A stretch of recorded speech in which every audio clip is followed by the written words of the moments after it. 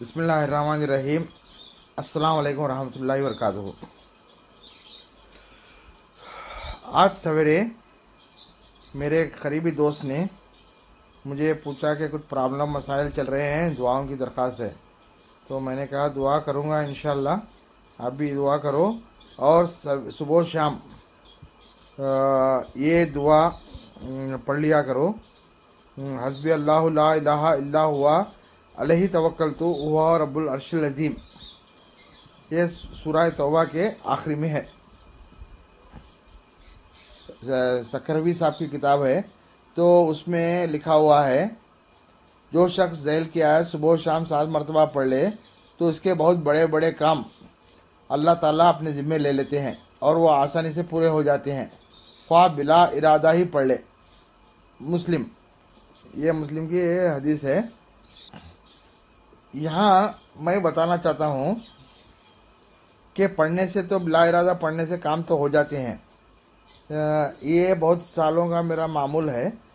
مگر ایک بات میں بتانا چاہتا ہوں، بہت سے بزرگوں سے سنا ہے، بزرگوں کے وعظوں میں وغیرہ سنا ہے کہ تاثیر پیدا کرنے کے لیے جو کہہ رہے ہو اس کا معنی دماغ میں رہنا چاہیے، استحضار رہنا چاہیے کہتے ہیں، تو دماغ میں ہے نا، اس کا معنی سمجھ میں رہنا چاہیے۔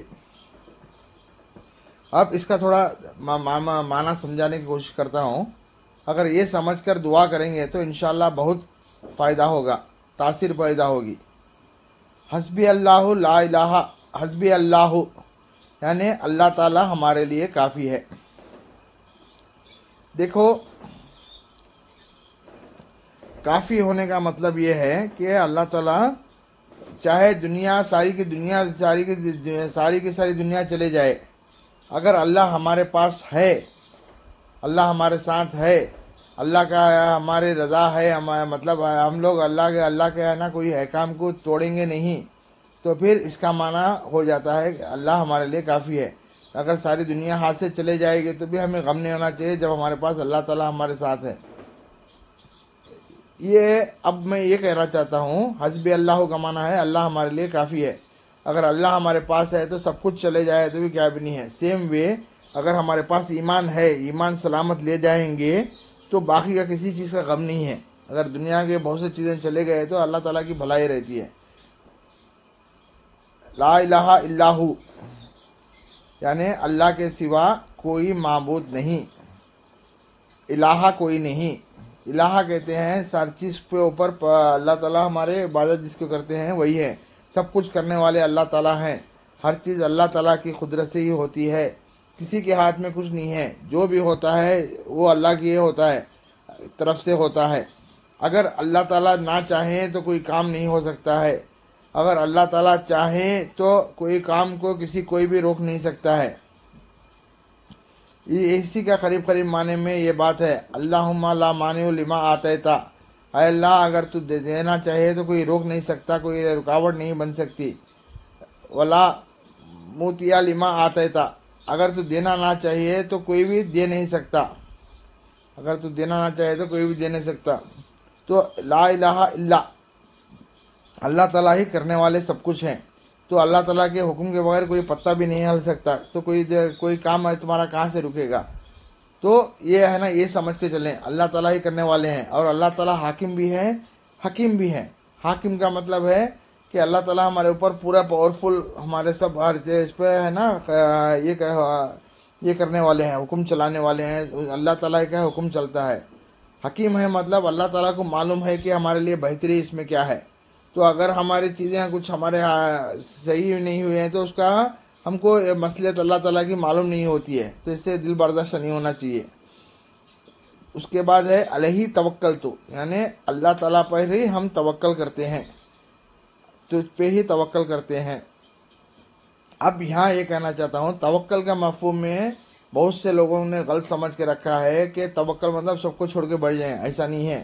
توکل کا مطلب ہے اپنے سارے اسباب سب کچھ ریڈی کریں، کام کریں، اپنی ساری کوشش کریں، مگر اتنا مان کے چلیں کہ اللہ تعالیٰ ہی میں کرنے والے ہیں، اسباب میں تاثیر کرنے والے، پیدا کرنے والے اللہ ہی ہیں، اس کے علاوہ کوئی تاثیر، اللہ کے علاوہ کوئی تاثیر نہیں ہے، کسی کے پاس تاثیر نہیں ہے۔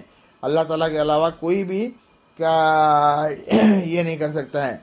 अगर सब कुछ असबाब का, सब कुछ ज़राए करने के, सब कुछ कोशिश करने के बाद भी अगर नहीं रहा तो राज़ी ब रज़ा रहें कि अगर इसमें हमारी अल्लाह ताला की कोई मसलियत है, हमारे भले के लिए है, अल्लाह ताला ने इसमें रखा है कि हम लोगों को इसका, अल्लाह ताला ने इसका फ़ायदा हमारे भले के लिए रखा है, जो भी हुआ अच्छे को ही होगा, अच्छा ही हुआ है, ऐसा समझें। वो हुआ रब्बुल अर्शिल अज़ीम। अर्श बहुत बड़ी चीज़ है। ये अज़ीम, अर्श अज़ीम मतलब अर्श क्या है, आप ऐसा समझ लो, ये हकीम अख्तर साहब के किसी किताब में पढ़ा था या कहीं वाज में सुना था, तो उन्होंने समझाया था कि एक रिले सेंटर जैसा है। मतलब वहाँ से है ना अहकाम पूरे अल्लाह मियाँ के जो अहकाम है तजल्ली अर्श पे पड़ती है, अहकाम वहीं आते हैं, वहाँ से पूरे अहकाम डिस्ट्रीब्यूट होते हैं। अब समझ लो पीएम ऑफिस समझ लीजिए, कोई डिस्ट्रिक्ट ऑफिस समझ लीजिए, वहाँ से पूरे डिस्ट्रीब्यूट होते हैं अहकाम। तो जो काम दुनिया में काम करने वाले हैं, सब पढ़ने वाले हैं, वहीं से निकलने वाले हैं। और अल्लाह ताला अर्श अज़ीम का रब है, यानी अल्लाह ताला की मर्ज़ी के बगैर अर्श वो वहाँ से आर्डर भी नहीं निकल सकते। तो अल्लाह ताला ही सब है। तो जब ये पढ़ के चलेंगे तो इंशाअल्लाह आपके सारे काम होना शुरू हो जाएंगे। तो एक बार फिर पढ़ देता हूँ, हस्बी अल्लाहु ला इलाहा इल्ला हुवा अलैहि तवक्कलतु हुवा रब्बुल अर्शिल अज़ीम। ये फजर की नमाज के बाद और मगरिब की नमाज के बाद 7 बार पढ़ लिया करें, इंशाअल्लाह बहुत फ़ायदा होगा। और माने का गौर करते रहें जब दुआ मांगते हैं। तो दुआओं कबूल होने के लिए एक चीज़ जो सबसे ज़रूरी है, 2 चीज़ें मैं कहता हूँ ज़रूरी हैं। पहली चीज़ है गुनाहों से बचना। अल्लाह ताला जो गुनाहों से बचता है उसके रास्ते खोल देते हैं, तो एक है। और दूसरी चीज़ जो सबसे ज़्यादा इम्पॉर्टेंट है वो है अकल हलाल, हराम लुक़मे से बचना चाहिए। दुआएं कबूल होंगे और जो रुकावटें होती हैं जिसकी नहुसत की वजह से तुम्हारे काम रुक रहे हैं, ये हो जाते हैं।